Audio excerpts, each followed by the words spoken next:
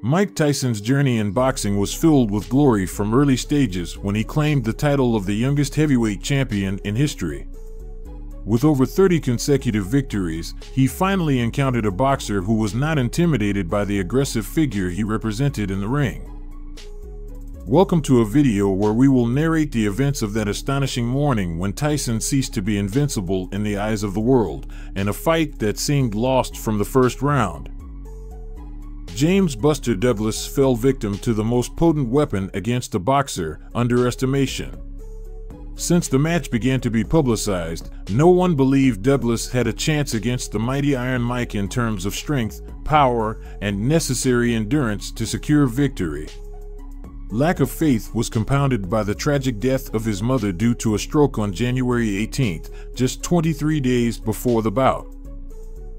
Die-hard fans and sports analysts considered Douglas's mother as his central piece, emphasizing the possibility that his mind might not be as focused as needed to defeat the beast that was Mike Tyson in the ring. However, immediately after his mother's funeral, James Douglas returned to training with a new motivation: to honor his name. Those who truly knew him claimed to witness a dedication never before reached by the boxer, who already saw himself as the last man standing in a war that had left many bodies on the canvas. The fight took place on February 11, 1990, at the Tokyo Dome in Tokyo, Japan, with Octavio Marin as the referee, and Ken Morita, Larry Rosadilla, and Masakazu Uchida as judges. It was Tyson's 10th defense of the World Boxing Council heavyweight title, the 9th for the World Boxing Association heavyweight title, and the 7th for the International Boxing Federation heavyweight title. Entering the fight against Douglas, Tyson was already scheduled to face Evander Holyfield, the #1 contender for the WBA, on June 18th in Atlantic City. Right in the front row of the Douglas match, Holyfield could be seen, studying his future opponent. James Douglas held a modest record of 29 victories, 19 of them by knockout, 4 losses, and 1 draw. But compared to Tyson, modesty seemed to be a bad sign. Iron Mike, the punching machine, entered the ring undefeated with 37 victories, 33 by knockout. From the start of the first round, Tyson aggressively attacked Douglas, who refused to be subdued under any pressure. Keep in mind that Carl Williams looked pretty loose and relaxed against Tyson. At the end of the round, Mike still couldn't decipher the ideal fighting rhythm to dominate the match as he was accustomed to. Another right hand lead by Douglas. That was a good round for Douglas. Tyson's problems escalated during the second round when he was occasionally hurt by powerful combinations, and he struggled to counter appropriately. Throwing himself at Douglas, Iron Mike seemed intent on buying time to enter the next round with a better strategy. By the third round, it was evident that Douglas was taming the beast. Marin warned Tyson not to go to Douglas's body, urging him to keep the distance for a clean fight. However, this was the only way to avoid the severe attacks he was enduring.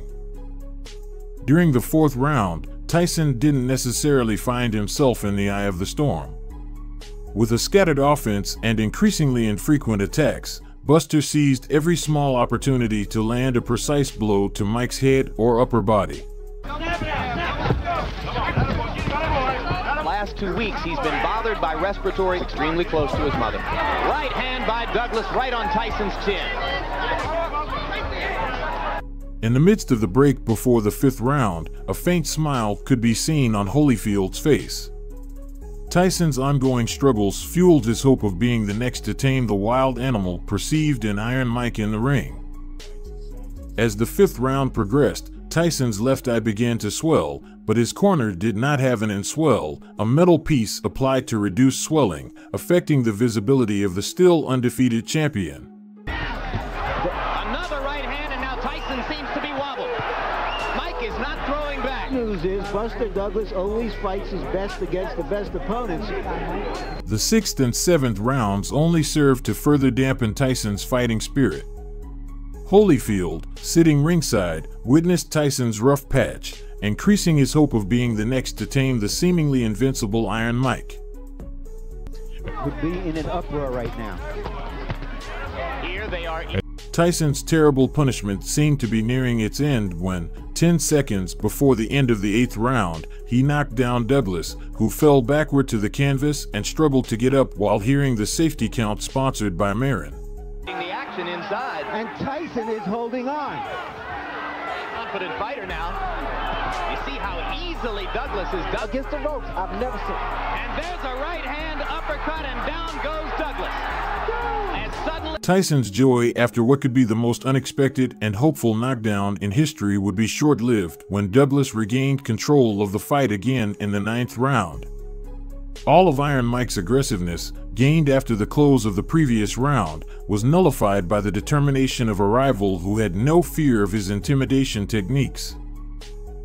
This leads us to the unimaginable. During the 10th round, Douglas hurt Tyson with a right hook, followed by a combination that ended with a powerful left punch that knocked Tyson down for the first time in his career.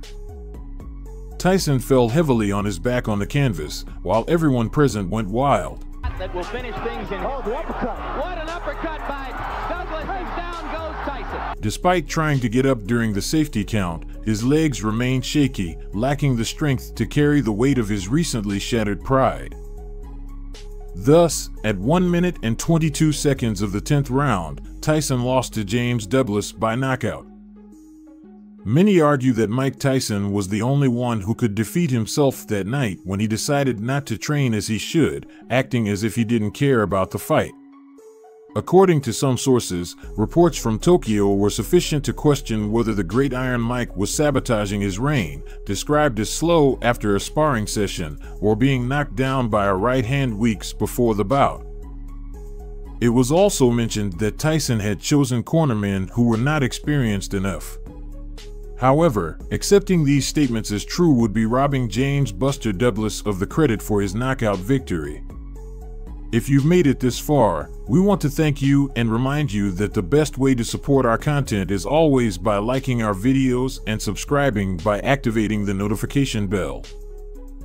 Tell us, do you believe Tyson's lack of discipline was his greatest enemy that morning in Tokyo, or had Douglas genuinely prepared to defeat Mike no matter what?